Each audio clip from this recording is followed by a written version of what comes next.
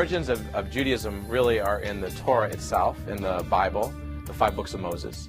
And if you open to the very, very beginning, the book of Genesis, it tells the story of creation, that the world was created according to Genesis 1, that the world was created in 7 days, and really it was created through separation of light and darkness, of land and of sea, and ultimately of people from animals. So that's really the origin of the tradition based in the story of Genesis. Genesis 1, again, being the creation of Adam, of the human being, both male and female traits. And then as we continue on to Genesis 2, we learn the story of Adam and Eve, that we have someone who's fully male, someone who's fully female, and ultimately they go on to perpetuate life, as is the commandment in the Torah that they should be fruitful and multiply.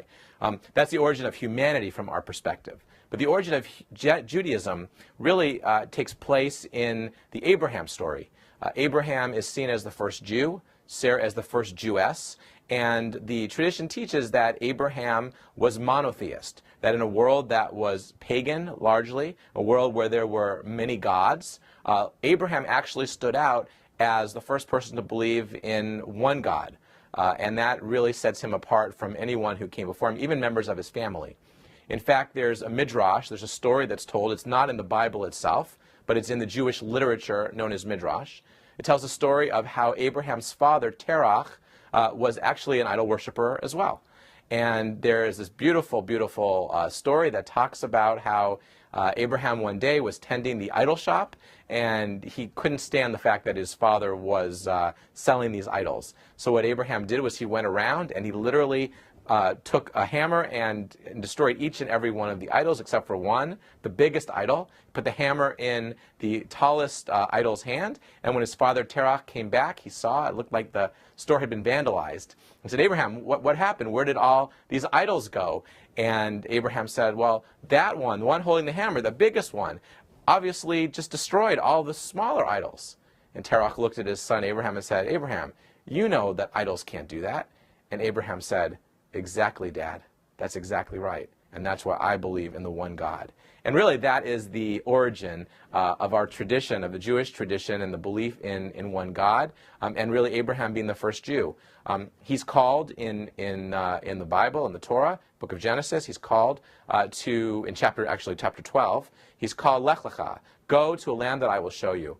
Abraham responds immediately by following God's call. He takes Sarah and the rest of the family. Abraham could have said no. Abraham could have asked God, where are you sending me to? But he literally takes his family and he starts off on this journey that ultimately will lead him to the land of Israel, his ancestors to the land of Israel. And that's really seen as the origin of the tradition. We see ourselves as really the descendants of Abraham. But if we're talking about Judaism, really the first Jew in the Torah is Abraham's grandson, Jacob. Jacob is born. He and his brother Esau sort of fight it out as kids, but ultimately Jacob has a name change experience and really this struggle with the angel where he goes from being Yaakov, Jacob, to being Yisrael, being Israel. And Yisrael means to struggle with God. Jacob has this situation where he struggles with an angel and he asks to be blessed, and so he gets this name change from Jacob to Israel. And so all the tribes, the children of Jacob, are the Bnei Yisrael, the children of Israel. And it's those children that go on to create tribes that ultimately perpetuate life from a Jewish perspective. Now what's interesting, when we tell our story, the Jewish story, even though we have the entire book of Genesis, it's really in the book of Exodus that the Jewish story begins, and that story begins the peoplehood part of the story, as opposed to the individual families that we learn about in the book of Genesis. The peoplehood begins in the book of Exodus, and it begins in Egypt. It begins when our ancestors, the Hebrews, cried out to be saved by God, that God ultimately heeds their cry and brings them out of Egypt, sends Moses and Aaron, his brother, to ultimately speak to Pharaoh and try to convince Pharaoh to let the people go. Ultimately, that's not exactly how it happens. God has to intervene and harden Pharaoh's heart, but the people do get out, and the people cross the sea. They cross the sea that opens and ultimately begin their travels to the promised land. This is the story of our peoplehood, and most of our peoplehood, the building of that peoplehood, takes place in the 40-year experience of the desert.